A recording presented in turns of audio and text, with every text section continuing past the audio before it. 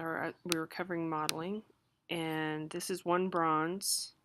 This is another bronze by Rodin. There are several of these. Bronzes can be done like prints, that there are editions. So there's one of these actually in at the Los Angeles County Museum. This one is in France itself. This is the Burghers of Calais. Beautiful figures. He's bringing back a lot of this Renaissance style realism and so on with sculpture in the late 1800s. Very detailed bronzes. And again, these are done in wax or clay and cast in various segments, and then they're put together. The work really, I mean, the sculpture itself to make the clay or wax model is one thing, but when you have to reconnect things and then make them seamless, like this hand was a separate element than the arm, it's quite a lot of work, and it's welding and brazing and different things, different techniques to bring it all together. So that's one more modeling. This one is casting ceramic. Again, Jeff Koons is making a mold, some kind of a sculpture here. He doesn't actually do his own work. He's a very different kind of an artist where he has a bunch of artists work for him. He's got one on the East Coast and one on the West Coast where people crank out a lot of his work. He uses all kinds of different materials and methods. He doesn't use just one, but he'll come up with an image or a design and other people will do it. At any rate, this is a very large ceramic figurine. You kind of think of this style of a ceramic figurine as sort of a tchotchke that goes on a shelf. Well, this is like 4 feet high, and its height is always the first number, by the way. Second number is width, and depth is the third. So it's more than 6 feet long. It's quite big. Okay, so it's a very large piece, and it's cast ceramic, so it's liquid clay poured into a mold, popped out, several different molds, and again, a lot of work and time is put into connecting all the molded elements and making them look unified. And then this is all covered in gold leaf and different kinds of glaze. All right, so that's another cast piece, indirect. Now casting resin. Rachel Whiteread, she does cast concrete. She will pour concrete into an entire building, blow out the middle floor and just leave the walls and the ceiling and the floor, pour it full of concrete, and then break the building away.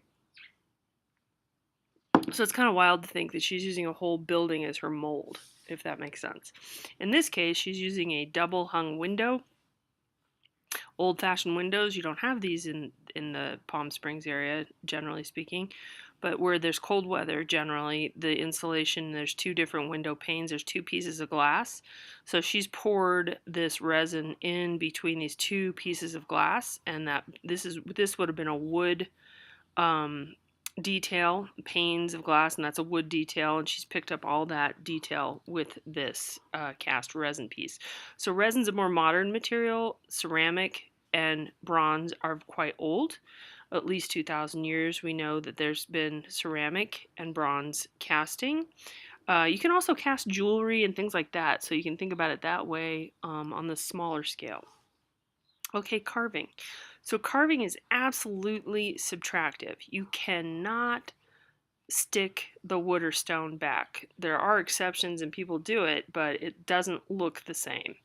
There's a lot of new materials too that people carve because they're softer or they're more readily available. I mean, you could carve a lot of different things.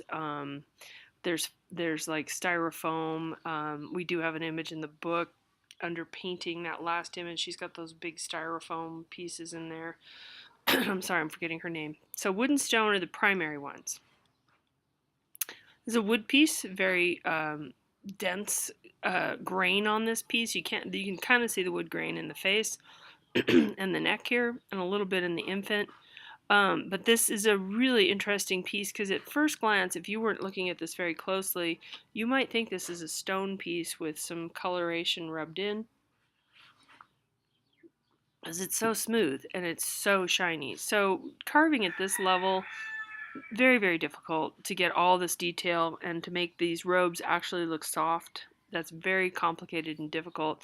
One of the drawbacks of using wood, like I said, you can't go back and replace it, and chips and nicks and things like that really show. But and you generally can't fix it, and it gets lost. Also, termites are a problem for the use of wood. One more carving here. Do we have another one? No, just one more. Carving, the Olmec head, would love this piece. Basalt, which is the type of stone it is, it's a volcanic stone, has a lot of holes in it. I know there's basalt in the desert near you. I don't know where exactly, but there's got to be some volcanic soft basalt. This is very soft. It's very heavy, nevertheless, but as if this were a piece of granite, it would be even heavier. Does that make sense? This does have air holes in it. It's kind of like those stones for pedicures, if you've ever seen them. It's very similar to that type of stone. Okay, so it's kind of got open holes in it, and it's easier and softer to carve. Again, no power tools back here. You know, we're way back 3,000 years ago plus. So this is all done just with a hammer and chisel, and very difficult to work this material. Beautiful lines here in the lips, beautiful rendition or rendering of the eyes. Really strong, gorgeous piece. Carving, subtractive. Okay, assembling. Assembling covers a lot of stuff. Okay.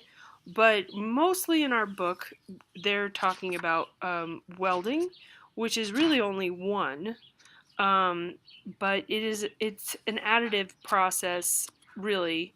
So you're just think of it as a bunch of stuff put together, and that can mean a lot of different things. One meaning can be welding.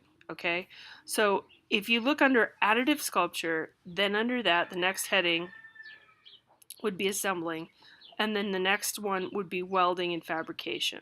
Okay, so he's fabricating, he's using sheets of metal and he's welding them together, and then he's tidying them up. Okay, now I know some of you guys are looking at this design with this, it's basically a grinder gone wild on the metal, but back in 63 this was quite innovative and interesting. Now we see this on like elevator doors, we see this texture everywhere, and it's a little bit boring. But this was quite revolutionary for the time.